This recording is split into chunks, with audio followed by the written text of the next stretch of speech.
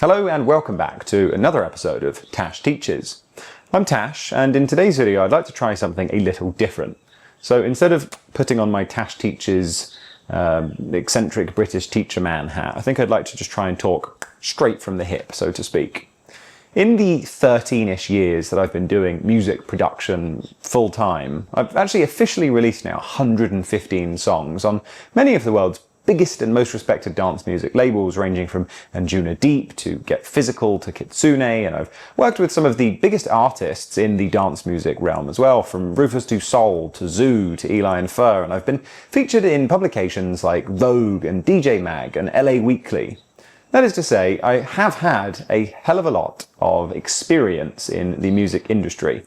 And so what I wanted to make today's video about is sort of just a semi-rambly 5 of the biggest tips that I may have for myself if I were to go back in how to perhaps scale my career more painlessly and more efficiently if I were to be able to do it all over again. Number 1, I think this is probably the most important of all of them, is trust your fucking heart. Anytime I tried to make a decision with my egoic mind about what was needed, or if I could use my crystal ball to see round the curve, to anticipate what the industry or my fan base truly wanted, I was always just left disappointed and confused. And this goes not just for the decisions about how I was making the art, but also decisions in my career. Anytime something came along that felt like a, really exciting opportunity, like this, this could be, and I had to sort of talk myself into it. And by that I mean I had to sort of like remove a few barriers of things that perhaps didn't feel quite right, because, but this was a good look, right? This was good, I'm going to make this work. I don't know. It was never a very good idea to go against my true feelings. And you could say trust your heart here, you could also say trust your gut.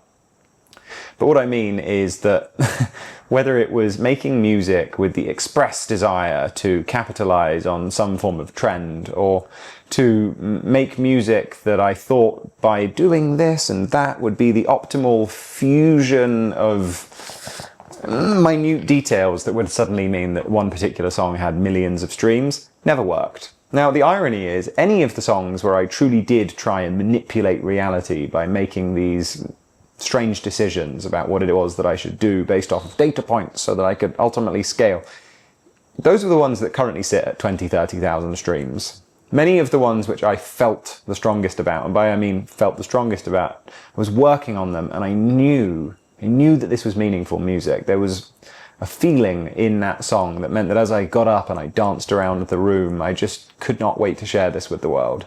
I could not wait to be able to play this on dance floors and to be able to show it to my mum, being real. My mum's always been such a big supporter of my music, but those were the songs that I knew in my heart meant something. And funnily enough, many of those are the ones that have 1, 2, 3 million streams right now. As I said, the ones that I made smart decisions about sit at 20, 30k. Number 2 is showing up consistently.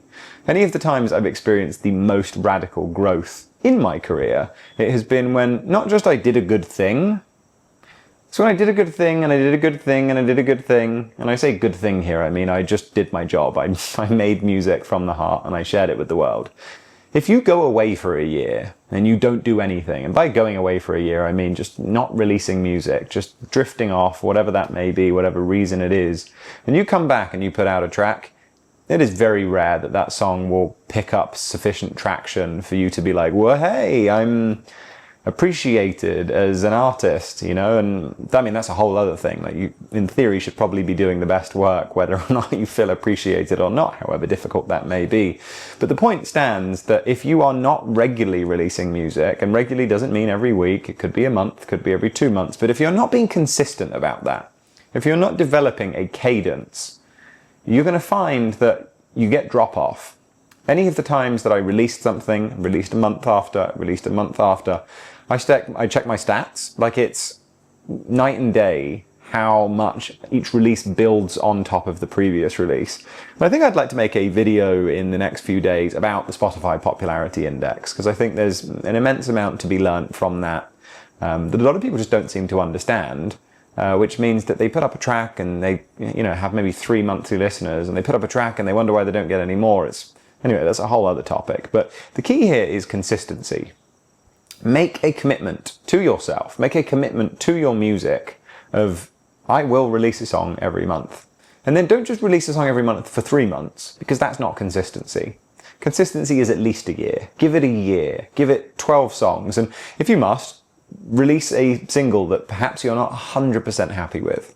But just do it so that you can get into this consistent habit of breathing in with your ideas and exhaling, putting those songs out into the world. And you'll start to feel as well that that kind of knowingness in your body of what it feels like to regularly release music, the quality of your music will increase too. Number 3 is be your own champion. I learnt this far too late in my career that, frankly, people want to hear about your music. People want to hear what you're up to. And sure, there are certain people out there who will say mean things about you and your hair in the comment section of whatever social media channel.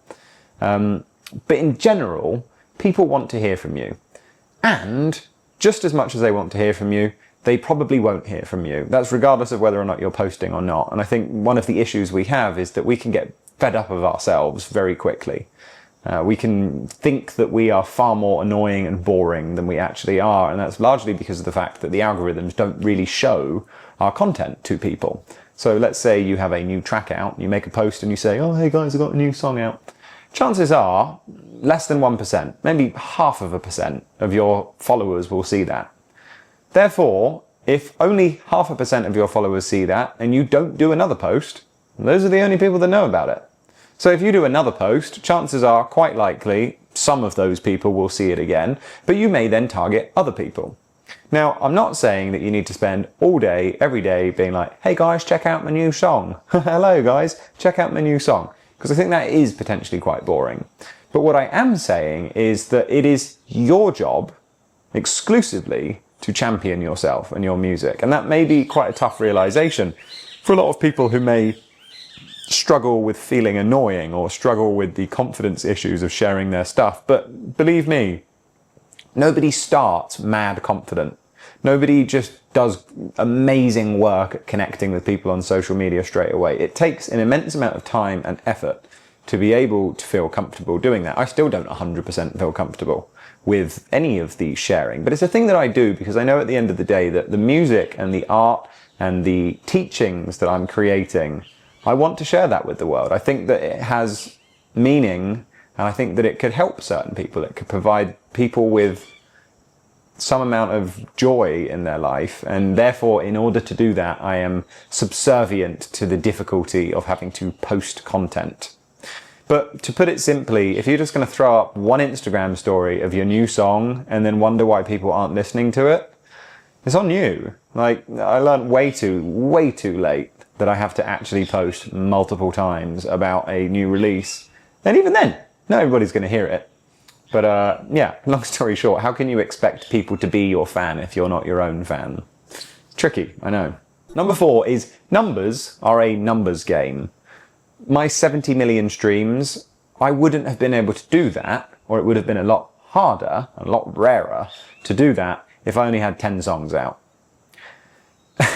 I think it's something like 90% of artists on Spotify have less than 10 songs out, something ridiculous like that. I forget the actual statistic, I got to look for it. But for the sake of just like, boom, black and white, crazy speak, most people don't put out enough music. And obviously this leads back into the whole consistency thing. If you're consistent and you do it for a longer time, obviously you're going to end up with more music.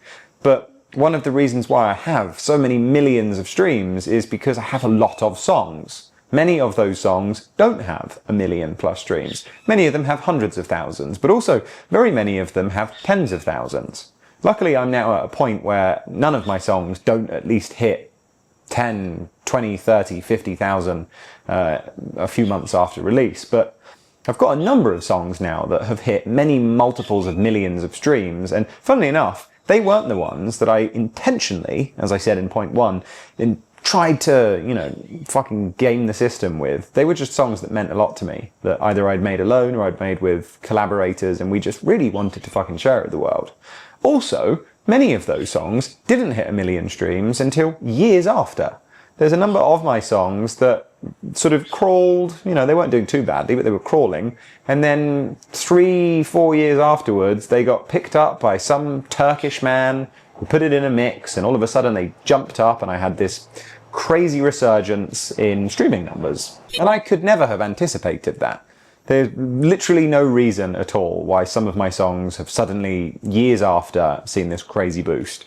I know that a couple of them were featured in some mix on YouTube that then people Shazammed, that blah, blah, blah, blah, blah. But again, I can't bank on that. Sure, there's, you know, reaching out to people and all that, yada, yada, yada, but really, I can't bank on that. However, what I can bank on is making a lot of music and putting it out, because the more tracks I have out, the more tendrils that I have going out into the ether for people to connect with. So really, the best way to have a lot of streams is to have a lot of tracks. And again, I'm not saying that just putting out a bunch of tracks and not doing any of the other things that I've mentioned today, you're going to suddenly have millions of streams, but it will really, really help. And finally, this one really took me a long time to not just figure out, but sort of get over the hump that, oh, I don't want to do this. And that is that you need to boost your signal. And what I mean by that is run ads, pay money to get your music heard.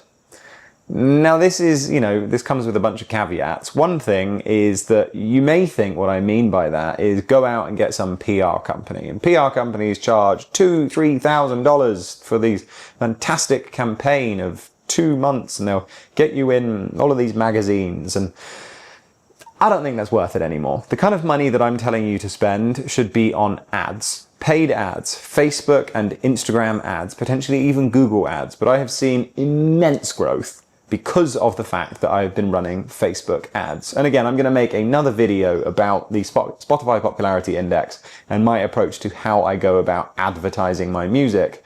But to put it very simply, if you're not drawing people to your Spotify, Spotify won't recommend you. And so one of the best ways that you can get Spotify to recommend you is to pay to bring people to be your fans. Now, this isn't like, you know, paying your mum going and paying some guy at school to hang out with you.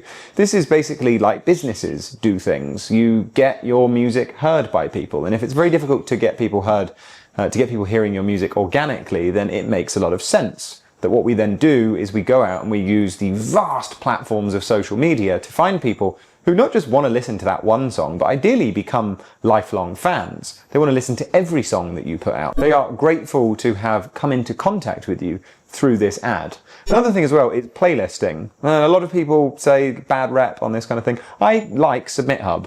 I also hate Submit Hub. I also get 50% of approval rating, so I probably love and hate it about the same. But you need to be getting on playlists to get on playlists. And again, it's like, it feels so dumb to say, but you need to do what it is that you want.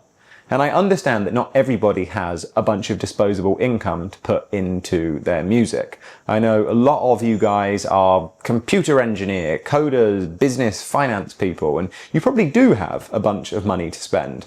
And to you guys, I would say, do it. Absolutely. Because the only people who you're benefiting by investing in yourself is yourself.